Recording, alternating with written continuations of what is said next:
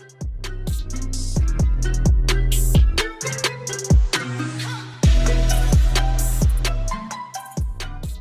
everyone, Eric with Rockin H. In this video of how it's made, I have for you a replica I did for Joy Schneider. Joy's family, they own and operate an excavating company, and they have these gorgeous looking Mack Superliners. This is complete custom. The real one looks pretty much just like this truck right here. This is a pulling unit, a little different kind of truck for me, but nevertheless, it's still a Mack and it's still cool. So what we have here is just a generic, it started out, as a generic Mack Superliner by Diecast Promotions. It got chopped up, shortened up, and then repainted.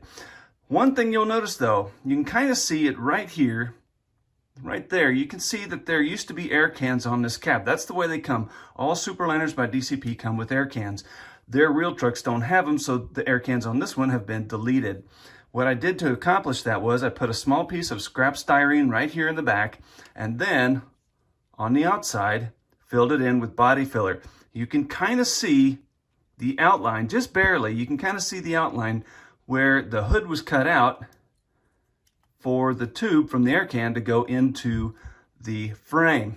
So all of that was deleted, body filler here where the air can holes used to be, and then put back together. Pretty cool. What else do we have on this truck? This is a weight on the back of this. This is a block of wood that I sanded real smooth, painted several times to cover up any lines from the wood, and then used Molotow chrome on the back to give it that chrome flavor.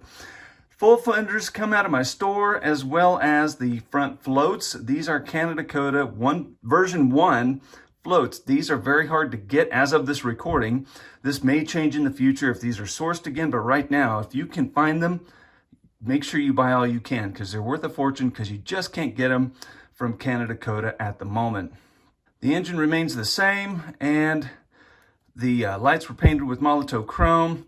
There wasn't much else on this truck to do. You can see I have a seam here where I cut the frame, put it back together. Don't forget we have these fuel tanks came out of my store. Kind of a last second thought there.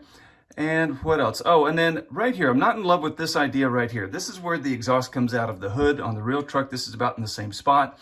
This is a piece of aluminum pipe glued to the cab. I think if I'd have known about that much sooner, I should have asked that question early on in the build. I'd have actually drilled a hole through the cab when this was die cast, and then put the pipe through there to kind of give it a bit closer look to the real thing.